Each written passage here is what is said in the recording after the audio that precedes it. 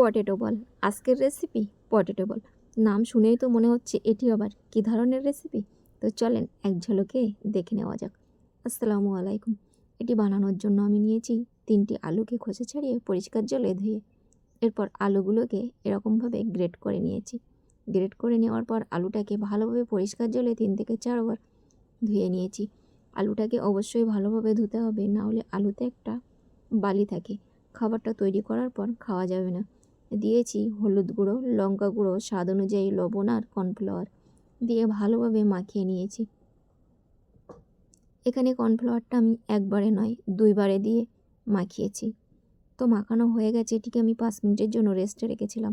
5 minute পর দেখতে পাচ্ছেন আলুতে লবণ দেওয়ার কারণে অনেকটা জল বেরিয়ে আসবে। ঠিক এভাবে হাত দিয়ে চেপে চেপে জলটাকে বের করে নিয়ে এভাবে গোল করে নিতে হবে। তো আমার সবগুলো গোল করা হয়ে গেছে। এবার এগুলোকে ফ্রাই করে নেওয়ার পালা। আমি গ্যাসটাকে একদম হাই দিয়ে তেলটাকে প্রথমে গরম করে নিয়েছিলাম। তারপরে এগুলো দেওয়ার পরে গ্যাসটাকে একদম স্লো করে 7 থেকে 8 মিনিট সময় নিয়ে সবগুলোকে ভেজে নিয়েছি।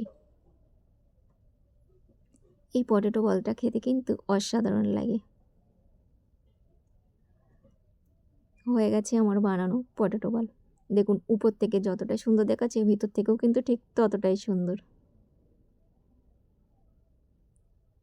সবাই ভালো থাকবেন, সুস্থ থাকবেন। আর আমার পটেটো বল রেসিপিটি কেমন লাগলো অবশ্যই জানাবেন। আল্লাহ হাফেজ।